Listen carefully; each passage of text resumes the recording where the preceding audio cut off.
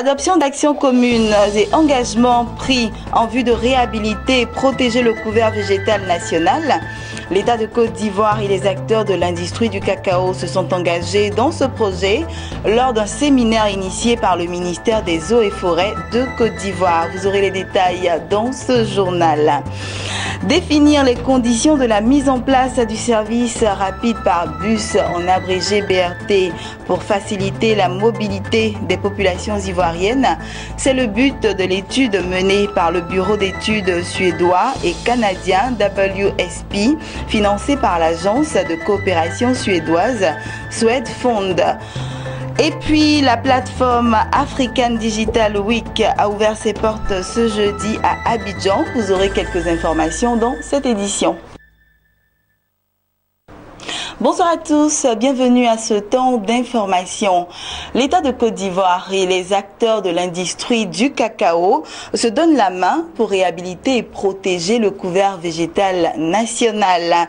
C'est une vision qui s'est traduite par l'adoption d'actions communes à exécuter et de fermes engagements. C'était à Abidjan lors d'un séminaire de 2 jours initié par le ministère des Eaux et Forêts de Côte d'Ivoire. Mon désir Nascimento Odifini et Augustin Kra pour le reportage. 3 grands axes abordés au cours du séminaire dénommé Initiative Cacao, initié par le ministère des Eaux et Forêts de Côte d'Ivoire. Il s'agit notamment de protéger et restaurer des forêts, accompagner une production végétale durable, source de revenus des producteurs. Anne Désiré Ouloto, ministre de la Salubrité, de l'Environnement et du Développement durable, aux côtés de Alain Richard Donwayi, ministre des Eaux et Forêts, a rassuré les acteurs du soutien technique de son département et de tout le gouvernement ivoirien quant au respect des accords signés. Il s'agit donc d'actions concertées, il s'agit de complémentarité entre nos différents ministères dans le cadre de nos différentes attributions, mais il s'agit également de solidarité gouvernementale. Et donc nous serons naturellement aux côtés du ministère des Eaux et Forêts pour apporter notre soutien, notre concours et notre appui également technique. Pour le ministre Alain Richard Donwayi, la politique de préservation et de réhabilitation des forêts est à sa phase active. Cette politique nécessite un coût de 1000 milliards, soit une dépense annuelle de 100 milliards. Il s'agira de mobiliser auprès des partenaires des financements innovants. Dans les travaux que nous avons effectués au cours de ce séminaire, il était question donc du financement de la mise en œuvre de ce cadre d'action commune. Donc des engagements ont été pris par les signataires. Nous allons mettre le pied à l'étrier et avoir des financements innovants parce qu'ils existent. Il faut simplement aller les chercher et faire en sorte que tout le monde soit gagnant, aussi bien les partenaires industriels, l'État de Côte d'Ivoire et les communautés. S'agissant du respect des engagements, le ministre des Eaux et Forêts de Côte d'Ivoire compte également sur les Ivoiriens. Il espère que les acteurs de l'industrie cacao opteront pour les cultures intensives et abandonneront les cultures extensives qui concourent à la dégradation du couvert végétal en Côte d'Ivoire. Faire en sorte que les paysans deviennent des agriculteurs modernes, que la culture extensive cesse, que l'on se tourne vers la culture intensive et en même temps faire en sorte de recouvrer notre couvert forestier. En ce qui concerne une forêt particulière, celle de Gouandébé, il a été décidé de libérer cette forêt-là, mais de faire en sorte que les communautés, non seulement locales, mais les personnes infiltrées, puissent être relocalisées. Soulignons que l'organisation de cette rencontre a été suscitée par 3 institutions. Il s'agit du World Cacao Foundation, de International Sustainability Unite et Sustainable Trades Industry, tous acteurs du développement durable. Un mot de transport dans ce journal. En Côte d'Ivoire, une étude a été menée pour se rendre compte de la faisabilité des lignes BRT, entendez, service rapide par bus, financé par le Swedfund, l'agence de coopération suédoise. Elle a été réalisée par le bureau d'études suédois et canadien WSP. L'objectif est de définir les conditions de la mise en place du service rapide par bus en vue de faciliter la mobilité des populations ivoiriennes. Max Soubi et Sorochelina. Le visage du transport en Côte d'Ivoire est en pleine métamorphose. Après la multiplication des compagnies fluviales et le lancement des travaux du métro d'Abidjan, un service rapide par bus pourrait prochainement être installé dans la capitale économique. Une étude de faisabilité a été menée à cet effet par le bureau d'études suédois et canadien WSP. Financée par Suedfond, l'agence de coopération suédoise, elle devrait permettre de définir les conditions de la mise en place du BRT. Cela dans le but de faciliter la mobilité routière. Le BRT, c'est les autobus, mais qui circulent sur des sites propres, c'est-à-dire sur des sites dédiés. C'est-à-dire qu'ils ne se mélangent pas à la circulation avec les autres véhicules. Donc l'objectif, c'est que le bus qui transporte en même temps près de 100 personnes puisse se déplacer à un site propre pour aller plus vite et éviter d'être bloqué dans la circulation. Cette colonne vertébrale constituée du métro, du transport lagunaire, mais aussi des BRT, permettent de pouvoir avoir un système robuste. Un système qui permet aux gens de gagner en temps, permettre aux gens de pouvoir avoir du temps pour se consacrer à nos activités, mais et puis donner pleinement la mesure de leur talent.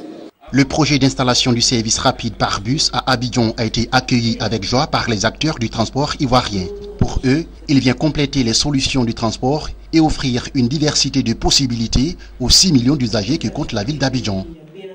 Le BRT, c'est une infrastructure.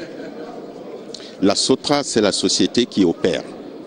Donc, il y aura des bus de la SOTRA sur le BRT. Le BRT, ce n'est pas les autobus, c'est une infrastructure.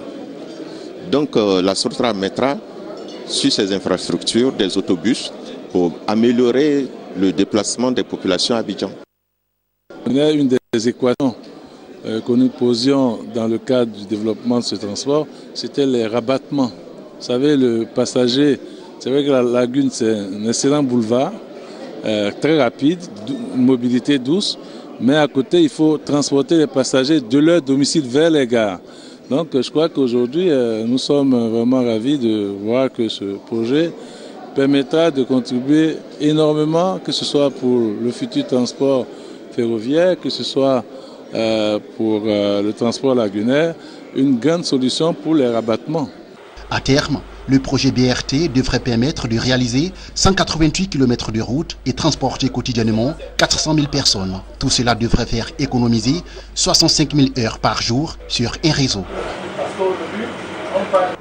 Intéressons-nous au TIC à présent. La plateforme African Digital Week a officiellement ouvert ses portes ce jeudi. Plateforme au cours de laquelle l'Afrique est à la recherche de modèles de transformation digitale pour réussir le développement économique et social du continent.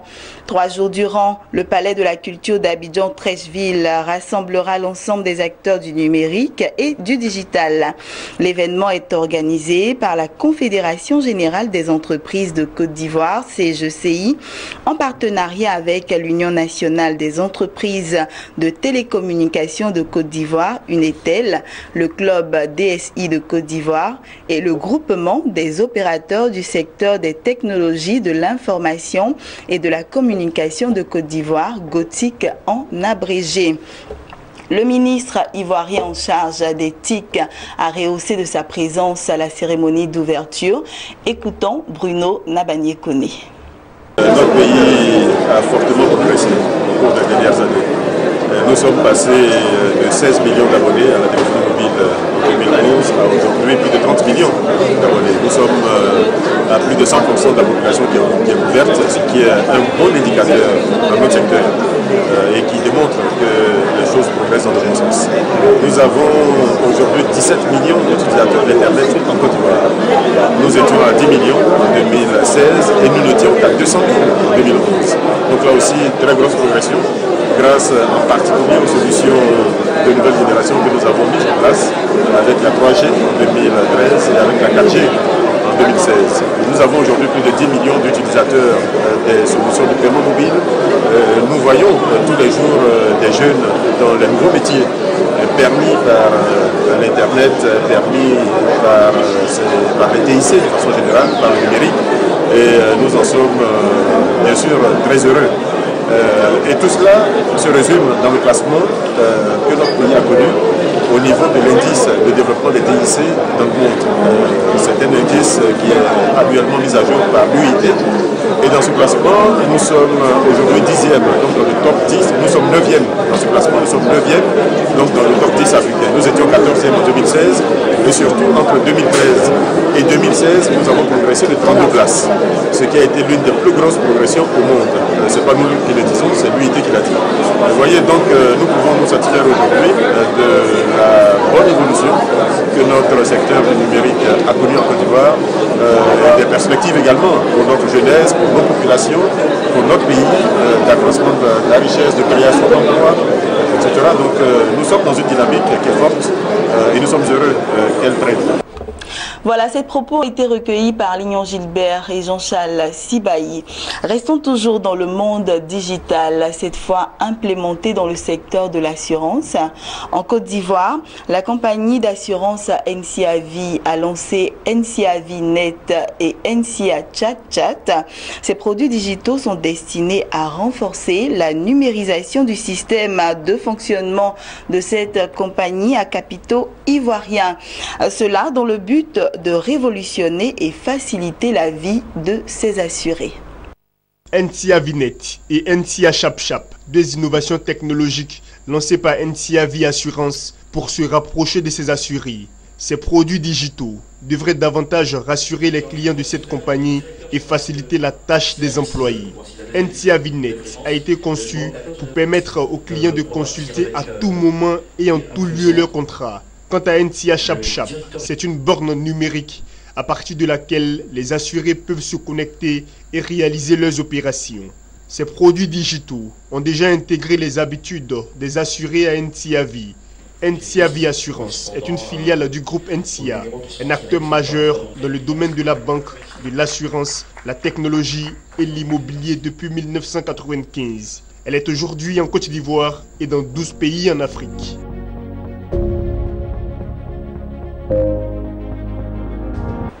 Un reportage de Lawani Babatunde et Soro Chelina.